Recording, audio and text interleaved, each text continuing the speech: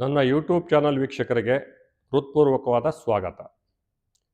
ಈಗ ನಾನು ಶಕ್ತಿಪೀಠ ನನಗೆ ಯಾಕೆ ಮೈಂಡಲ್ಲಿ ಬಂತು ಅಂತಕ್ಕಂಥದ್ದನ್ನು ನನ್ನ ಕಳೆದ ಎಪಿಸೋಡ್ನಲ್ಲಿ ಹೇಳಿದ್ದೀನಿ.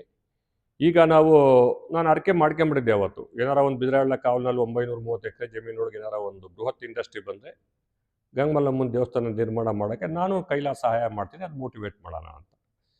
2013 ಜನವರಿನಲ್ಲಿ ಮೋದಿಯವರೇನೆ HL ಫೌಂಡೇಶನ್ ಹಾಕ್ಬಿಟ್ರು.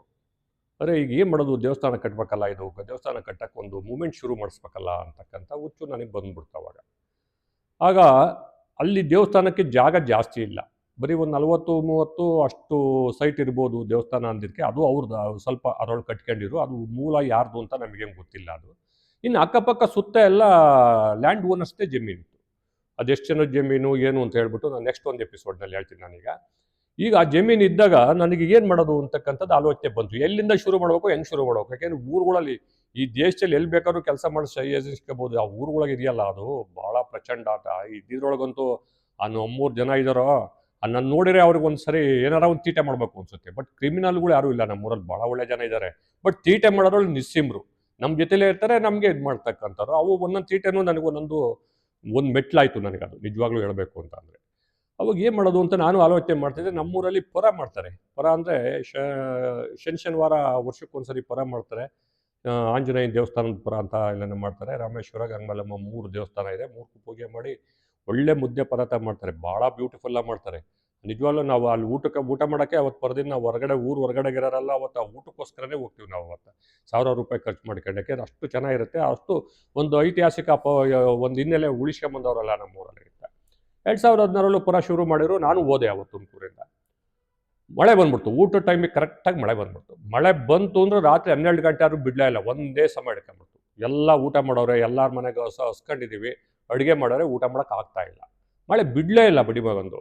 ಏನಪ್ಪ ಮಾಡೋದು ಅಂತ ನಾವು ಅಲ್ಲೇ ಮೀಟಿಂಗ್ ಮಾಡ್ಕೊಂಡು ಕೂತ್ಕೊಂಡು, ಏನು ಮಾಡೋದು, ಎಲ್ಲಾರ ಒಂದು ಶೆಡ್ ಹಾಕ್ಬೇಕಪ್ಪ, ಶೆಡ್ ಹಾಕ್ಬಿಟ್ರೆ ಇಂಥ ಟೈಮಲ್ಲಿ ಊಟ ಮಾಡೋಕ್ಕಾಗತ್ತೆ, ಎಲ್ಲಿ ಮಾಡ್ಬೋದು. ನನಗೆ ಗಂಗಮಲ್ಲಮ್ಮನ ದೇವಸ್ಥಾನದ್ದು ಮಾಡಬೇಕು ಅಂತ ನಾನು ಅರ್ಕೆ ಕಟ್ಕೊಂಡಿದ್ದೆ. ನಾನು ಯಾರಿಗೂ ಜಾಸ್ತಿ ಏನು ಕೇಳಿರಲಿಲ್ಲ, ಅದನ್ನ ಭಾಳ ರಹಸ್ಯವಾಗೇ ಹೋಗ್ತಾ ಇದ್ದೆ ನಾನು. ಸರಿ, ಇನ್ನೆಲ್ಲೂ ಜಾಗ ಇಲ್ಲ, ಗಂಗಮಲ್ಲಮ್ಮನ ದೇವಸ್ಥಾನ ಅಂತ ಎಲ್ಲ ಸುತ್ತಮುತ್ತ ಜಾಗ ಬಿಟ್ಬಿಟ್ರೆ ಎಲ್ಲ ಹಳೆ ಪಾಳು ಊರೋದು, ಜಾಗ ಬಿಟ್ಟರೆ ಆಗ್ಬಿಡುತ್ತಪ್ಪ, ಬರೀ ಹೋಗೋಣ ಅಂತೇಳಿ ಆ ಮಳೆಲೇ ಗಂಗಮಲ್ಲಮ್ಮನ ದೇವಸ್ಥಾನಕ್ಕೆ ಕರ್ಕೊಂಡೋದು ಒಂದು ತಂಡ. ಪಾಪ ಹುಡುಗರು ಎಲ್ಲರೂ ಇನಿಷಿಯೇಟ್ ತಗೊಂಡು ಬಂದ್ರು. ಅಲ್ಲೆಲ್ಲ ಭಾಳಷ್ಟು ಜನ ಬಂದರು. ಬಂದರು, ಯಾರ್ಯಾರು ಇದ್ದಾವೆ ಅಕ್ಕಪಕ್ಕ ಅಂತೆಲ್ಲ ಪಟ್ಟಿ ಮಾಡ್ಕೆ ಶುರು ಮಾಡೋದು. ಎಷ್ಟು ಜಾಗದಲ್ಲಿ ಶುರು ಮಾಡೋಣ, ಇವ್ರದ್ದು ಯಾರ್ದಿದೆ, ಪಕ್ಕದಲ್ಲಿ ಯಾರ್ದಿದೆ ಅಂತಕ್ಕಂಥದ್ದೆಲ್ಲ ಪಟ್ಟಿ ಮಾಡಿ ಶುರು ಮಾಡಿ ಅವ್ರೆಲ್ಲರೂ ಅಲ್ಲಿಗೆ ಕರೆದ್ಬಿಟ್ವಿ ನಾವು. ಅವಾಗಲೆಲ್ಲ ಯಾಕೆಂದ್ರೆ ಊಟ ಮಾಡಿರ್ಲಿವಲ್ಲ, ಎಲ್ಲರೂ ಎದ್ದೇ ಇದ್ರು. ರಾತ್ರಿ 10-11 ಗಂಟೆ ಆದರೂ ಎದ್ದೇ ಇದ್ರು. ಈ ಭಾರತ ದೇಶಕ್ಕೆ ಸ್ವಾತಂತ್ರ್ಯ ಬಂದಾಗ 12 ಗಂಟೆಗೆ ಹೆಚ್ಚು ಕಮ್ಮಿ ನಾನು 11-12 ಗಂಟೆಗೆ ಅದ್ರೊಳಗೆ ಮೀಟಿಂಗ್ ಮಾಡಿದ್ವಿ. ಆಮೇಲೆ ಎಲ್ಲ ಬಂದರು, ಎಲ್ಲ ಹಾಕ್ಕೊಂಡು, ನೋಡಪ್ಪ ಇಲ್ಲಿ ಏನಾರ ಒಂದು ಮಾಡ್ಬಿಡ್ಬೇಕು, ನೋಡಿ ನಿಮ್ಮ ಪರಕ್ಕೆ ಇದಾಗುತ್ತೆ. ಈ ದೇವಸ್ಥಾನ 8 ದೇವಸ್ಥಾನ ಇದ್ರು, ಅಕ್ಕಪಕ್ಕ ಜಾಗ ಇದ್ರು, ಯಾರಿಗೂ ಶ್ರೇಯಸ್ ಬರಲ್ಲ. ನೀವೆಲ್ಲ ಉದಾರವಾಗಿ ಮನ್ಸು ಮಾಡಿದ್ ಬಿಡಿ, ಸಾಧ್ಯ ಆದರೆ ನಾನು ಗೌರ್ಮೆಂಟ್ ಜಾಗದಲ್ಲಿ ನಿಮ್ಗೆಲ್ಲರ ಒಂದು ಸೈಟ್ ಕೊಡ್ಸಕ್ಕೆ ನಾನು ಪ್ರಯತ್ನ ಬೀಳ್ತೀನಿ, ಯಾರು ಕೊಟ್ಟಿದ್ರೋ ಅವ್ರಿಗೆ ಅಂತಕ್ಕಂಥದ್ದನ್ನು ಒಂದು ಆಲೋಚನೆ ಹೇಳಿದ್ವಿ. ಎಲ್ಲರೂ ಪಾಸಿಟಿವ್ ಆಗಿ ಹೇಳಿದ್ರು. ಕೆಲವರು ದೇವರು ಕೆಲವ್ರಿಗೆಲ್ಲ ಬಿಡಬೇಕು ಅಂತ ಮನಸ್ಸು ಇತ್ತು, ಕೆಲವ್ರು ಬಿಟ್ಟು ಇದ್ರು. ಆವಾಗ ಆ ದೇವಸ್ಥಾನ ಶುರು ಮಾಡಿಬಿಡ್ಬೇಕು ಅಂತ ಅಂದಾಗ ಕಂಪ್ಲೀಟಾಗಿ ಮಳೆಲೇ ಎಲ್ಲ ಡಿಸೈಡ್ ಮಾಡಿಬಿಟ್ವಿ. ಆಮೇಲೆ ಮಳೆ ಬಿಟ್ಟು ತ್ಯಾವ ಆಯಿತು, ಎಲ್ಲ ಒಪ್ಕೊಂಡು ಬಿಟ್ರು. ಆಮೇಲೆ ಮಳೆನೂ ನಿಲ್ತು, ಊಟ ಮಾಡಿ ಹೋದ್ವಿ. ನನಗೆ ಅದು ಇಮ್ಮಿಡಿಯೇಟಾಗಿ ಜಾಗ ಏನಾರ ಮಾಡಿ ಬೌಂಡ್ರಿ ಫಿಕ್ಸ್ ಮಾಡ್ಬಿಡ್ಬೇಕು. ಯಾಕೆಂದ್ರೆ ಯಾವಾಗ ನಾಳೆಗೆ ಏನು ಐಡಿಯಾಗಳು ಬರ್ತಾವೋ, ಯಾರು ಏನು ಹೇಳ್ಕೊಡ್ತಾನೋ, ಇನ್ನು ಸ್ಟಾಪ್ ಆಗ್ಬಿಟ್ಟೈತೆ ಅಂತ ಹೇಳ್ಬಿಟ್ಟು ಮಳೆ ಒಳ್ಳೆ ತ್ಯಾವ ಜಮೀನುಗಳಿಗೆಲ್ಲ. ಆದರೂ ಹಳೆ ಮನೆ ಮಣ್ಣುಗಳಿತ್ತು ಕೆಲವರು, ಅವೆಲ್ಲ ಆ ಮನೆ ಮಣ್ಣು ಹೊಡಿಸ್ಕೊಂಬಿಡಿ, ಬೇಕಾದ್ರೆ ನಾನೇ ಕೀಳಿಸ್ಕೊಟ್ಬಿಡ್ತೀನಿ, ನಿಮ್ಮ ಟ್ಯಾಕ್ಟ್ರ್ ಏರ್ಕೊಂಬಿಡಿ ಅಂತ. ನಂದೇ ದುಡ್ಡು ಹಾಕಿ ಯಾತಳು ದುಡ್ಡು ಕೇಳೋದು ಬೇಡ ಅಂತ ನಾನು ತೀರ್ಮಾನ ಮಾಡಿ ಎಲ್ಲ ಮಾಡಿ, ಆ ಮಳೆಲೇ ಪಾಪ ಅವರೆಲ್ಲೆಲ್ಲೋ ತಗೊಂಡೋಗಿ ತೋಟದೊಳಗೆ ಒಂದ್ಸರಿ ಸುರಿಸ್ಕೊಂಬಿಟ್ರು. ಮಣ್ಣಿಲ್ದಾರಲ್ಲ ಮಾಡ್ಕೊಂಡ್ರಪ್ಪ ಅಂತ ಹೇಳಿ ತೀರ್ಮಾನ ಮಾಡಿರು. ಆಮೇಲೆ ಏನು ಮಾಡಿದ್ವಿ, ಇಮ್ಮಿಡಿಯೇಟಾಗಿ ಎಲ್ಲರೂ ಏರ್ಕೊಂಡು ಹೋದ್ರು. ಸುಮಾರು ಜಾಗ ಆಯಿತು, ಎಲ್ಲರೂ ಒಪ್ಕೊಂಬಿಟ್ರು. ಅವರು ಇವರು ಅಂತಲ್ಲ, 17 ಜನ ಜಮೀನು ಒಪ್ಕೊಂಡ್ರು. ಇನ್ನೂ ಒಬ್ರು ಇಬ್ಬರದ್ದು ಬಿಡಿಸ್ಬೇಕು ಅಂತ ನನ್ನ ತಲೆ ಒಳಗಿತ್ತು. ಆ ಜಮೀನು ಬಿಡ್ಸೋಕೆ ಹೋಗಿ ಕೆಲವು ನನಗೆ ಪುರಾತನ ಕಾಲದಿಂದಲೂ ನಮ್ಮ ಫ್ಯಾಮಿಲಿಗೂ ಅವ್ರಿಗೂ ಇದ್ದಂಥವ್ರು ಕೆಲವ್ರು ಬೇಜಾರಾಗ್ಬಿಟ್ರು ನನ್ನ ಮೇಲೆ.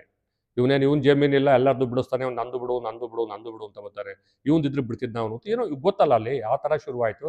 ನನಗಂತೂ ಭಾವನೆ ಇರಲಿಲ್ಲ, ನಂದಿದ್ರೆ ನಾನು ಫಸ್ಟೇ ಬಿಟ್ಬಿಡ್ತಾ ಇದ್ದೀನಿ ನಾನು.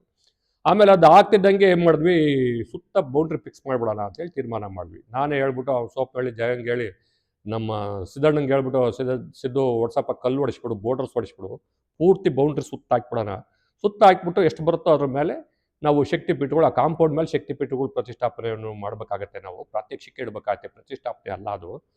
ಅದಕ್ಕೆ ನಾವೇನು ಮಾಡೋದು, 3 ಅಡಿ 4 ಅಡಿ ಅಗಲ ಮಾಡಿಬಿಡೋಣ, ಬೇಸ್ ಸ್ಟ್ರಾಂಗ್ ಮಾಡಿಬಿಟ್ಟು ಅದಿ ತೆಗೆದ್ಬಿಡೋಣ. ಸರಿ, JCB ತೆಗೆದ್ರೆ ನಾನೇ ಚಿತ್ರಾನ್ನ ಮಾಡಪ್ಪ ಅಂತ ಹೇಳಿ ಮನೇಲಿ ಚಿತ್ರಾನ್ನ ಮಾಡಿಸ್ದೆ. ಮನೇಲೆಲ್ಲ ಮಾಡಿಬಿಟ್ಟು ಕಲ್ಲು ನಾನೇ ಹೊಡಿಸ್ತೇನೆ, ನಂದೇ ದುಡ್ಡಲ್ಲಿ ಹೊಡಿಸ್ತೇನೆ, ಯಾರನ್ನೂ ಒಬ್ರನ್ನೂ ದುಡ್ಡು ಕೇಳಕ್ಕೆ ಹೋಗಲಿಲ್ಲ. ಸುತ್ತ ಬೌಂಡ್ರಿ ಫಿಕ್ಸ್ ಮಾಡಿ ನಾನೇ ಒಂದು ಹಾಕಿ ಸುತ್ತ ಮಾರ್ಕ್ ಮಾಡಿಬಿಟ್ಟು ಯಾವ ಜಮೀನು ಬಿಟ್ಟರು ಎಲ್ಲರಿಗೂ ಹೇಳಿದ್ವಿ. ಅವತ್ತು ಕಲ್ಲು ಹೊತ್ತಾಗಕ್ಕೆ ಊರೆಲ್ಲರೂ ಬರಬೇಕು ಅಂತ, ಬಿಟ್ಟು ಆಳು ಅಂತ ಮಾಡ್ತೀವಿ ನಮ್ಮಲ್ಲಿ. ಬಿಟ್ಟು ಆಳು ಬರಬೇಕು, ಆಮೇಲೆ ಸೈಟ್ ಯಾರ್ಯಾರು ಕೊಟ್ಟವ್ರು ಅವರೆಲ್ಲ ನೀವು ಬರಬೇಕು ಅಂತ ಹೇಳಿದ್ವಿ. ಎಲ್ಲರೂ ಬಂದರು, ಎಲ್ಲ ಬಂದು ಸೈಟ್ ಒತ್ತಾಕಿ ಅಲ್ಲಿ ಕಲ್ಗಳೆಲ್ಲ ಒತ್ತಾಕಿ ಮುಚ್ಚಿ ಭೂಮಟ್ಟ ಗದಿ ಮಾಡಿ ಕಂಪ್ಲೀಟೇ ಮಾಡಿದ್ರು. ಜಾಗ ಕೊಟ್ಟರೆಲ್ಲ ಮಾಡಿಬಿಟ್ರು. ಅವತ್ತು ಗ್ರಾಚಾರಕ್ಕೆ ನಮ್ಮನೇಲಿ ಅಡುಗೆ ಮಾಡ್ತಾಯಿದ್ರು, ಅದು ಚಿತ್ರಾನ್ನ ಮಾಡಿಸ್ತಾಯಿದ್ರು. ಈ ಗ್ಯಾಸ್ ಸ್ಟವ್ ಈಚೆಗಡೆಗಿತ್ತು, ಆ ಸ್ಟವ್ ಇದ್ದಿದ್ದು ಇದಕ್ಕಿದ್ದಂಗೆ ಹೊತ್ಕೊಂಡು ದಗದಂಗೆ ಉರಿಯೋಕ್ಕೆ ಶುರು ಮಾಡ್ಬಿಟ್ಟೈತೆ. ಅವತ್ತು ಯಾರೋ ಶನ್ಮಾತ್ಮ ದೇವ್ರ ಆ ಊರಲ್ಲಿ ಶನ್ಮಾತ್ಮ ದೇವ್ರದ್ದು ಒಂದು ವ್ಯಾನ್ ಬಂತು ಅಲ್ಲಿ. ಅವ್ನು ಬಂದಲ್ಲಿ ಇದನ್ನು ಕೊಡ್ರಿ, ದಕ್ಷಿಣ ಕೊಡ್ರಿ, ಶನ್ಮಾತ್ಮ ದೇವಸ್ಥಾನ ಕಟ್ಟಿಸ್ತಾ ಇದ್ದೀವಿ ಅಂತ. ನನಗೆ ನಾನು ಗಂಗಮಲಮ್ಮ ದೇವಸ್ಥಾನ ಮಾಡೋಕೆ ನಾವಿಲ್ಲೆಲ್ಲ ಒದ್ದಾಡ್ತಾ ಇದೀವಿ, ನಾವು ದೇವಸ್ಥಾನ ಮಾಡೋದೇ, ನೀ ಶನ್ಮಾತ್ಮ ದೇವಸ್ಥಾನಕ್ಕೆ ಬಂದಿದ್ಯಾ, ಹೋಗೋ ಕೊಡೋಕ್ಕಾಗಲ್ಲ, ನೀನೇ ಕೊಟ್ಟರು ಕೊಡು, ನಮ್ಗೆ ಇಲ್ಲಿ ಮಾಡ್ಕೊಂತೀವಿ. ಶನಿಗೂ ದೇವಿ ಅವನು ಪುತ್ರ ಈಶ್ವರನ ಒಂದು ಅಂಶ, ಸೂರ್ಯನ ಮಗ ಆದ್ರೂ ಶನ್ಮಾತ್ಮ ಅಂತ ನಾನು ಜೋಕ್ಸ್ ಮಾಡಿ ಕಳಿಸ್ದೆ. ಅವ್ನು ಕಳಿಸಿ ಆಯಿತು ನಿಮ್ಮಿಷ್ಟ ಅಂತ ಅಲ್ಲಿ ಹೋದ್ರೆ ನಮ್ಮ ಮದರ್ ಬಾಯ್ ಬಿಡ್ಕೊಂತ ಅವ್ರು ಗ್ಯಾಸು ಒತ್ಕೊಂತು ಅಂತ ಸೀರೆ ಎಲ್ಲ ಉಡೋದು ಏನೋ ಮಾಡೆಲ್ಲ ಅಲ್ಲಿ ಜನಗಳಿದ್ರು, ಎಲ್ಲ ಮಾಡಿ ಆರಿಸಿರು. ಅಂದರೆ ಅವತ್ತಿನ ಇನ್ಸಿಡೆಂಟು ನನಗೆ ನಿಜವಾಗ್ಲೂ ನಾನು ಯಾಕೆ ಹೇಳಿದ್ನೋ ಶನಿಮಾತ್ಮಂಗೆ ಏನಾರ ಕೊಡಬೇಕಾಯ್ತು ಅನ್ಸಲೋ ಅಥವಾ ಆರಂಭ ಆಗಬೇಕು ಅಂತಲೋ ಏನೋ ಒಂದು ಇತಿಹಾಸ ಆಯಿತು. ಅವತ್ತ ಕಂಪ್ಲೀಟಾಗಿ ಅದನ್ನು ಬೌಂಡ್ರಿ ಫಿಕ್ಸ್ ಮಾಡಿದ್ವಿ. ಇನ್ನು ಮುಂದಿನ ಎಪಿಸೋಡ್ನಲ್ಲಿ ನಾನು ಉಳಿದ ವಿಚಾರಗಳನ್ನ ಪ್ರಸ್ತಾಪ ಮಾಡ್ತೀನಿ. ಜಾಸ್ತಿ ಟೈಮ್ ಆಗೋದ್ರಿಂದ ಜಾಸ್ತಿನೂ ಹೇಳಿರು ನೋಡಲ್ಲ, ಒಂದು ನಿಮಿಷಕ್ಕೆ ತಳ್ತಾ ಇರ್ತೀರಿ, ಯಾರೇ ಆಗಲಿ ನಾವೇ ಆಗಲಿ, ಅರ್ಧ ನಿಮಿಷ 1 ನಿಮಿಷ ನೋಡೋದು ಸುಸ್ತಾಗುತ್ತೆ. ಅಂದರೆ ಕಮ್ಮಿ ಲಿಮಿಟ್ ಆಗಿ ಒಂದೊಂದು ವಿಚಾರ ಪ್ರಸ್ತಾಪ ಮಾಡಬೇಕು ಅಂತ ನಾನು ಎಪಿಸೋಡ್ಗಳನ್ನ ಡಿಸೈಡ್ ಮಾಡಿದ್ದೀನಿ. ನಾನು ಇದುವರೆಗೂ ನನ್ನ ಚಾನಲ್ ವೀಕ್ಷಣೆ ಮಾಡ್ತಕ್ಕಂಥ ಎಲ್ಲ ವೀಕ್ಷಕರಿಗೆ ಹೃತ್ಪೂರ್ವಕವಾಗಿರ್ತಕ್ಕಂಥ ಧನ್ಯವಾದಗಳು. ಸಬ್ಸ್ಕ್ರೈಬ್ ಮಾಡಿ, ಬೆಲ್ ಬಟನ್ ಒತ್ತಿ, ಹೆಚ್ಚೆಚ್ಚು ಜನಕ್ಕೆ ಶೇರ್ ಮಾಡಿ, ಜನ ಹಂಚ್ಕೊಳ್ಳಿ, ವಿಚಾರಗಳು ತಿಳ್ಕೊಳ್ಳಿ ಅಂತ ಹೇಳಿ ಮತ್ತೊಮ್ಮೆ ತಮಗೆಲ್ಲ ಧನ್ಯವಾದಗಳನ್ನ ಅರ್ಪಿಸಿ ನನ್ನ ಈ ಎಪಿಸೋಡ್ ಮುಗಿಸ್ತಾ ಇದ್ದೀನಿ. ಜೈ ಹಿಂದ್, ಜೈ ಶಕ್ತಿಪೀಠ.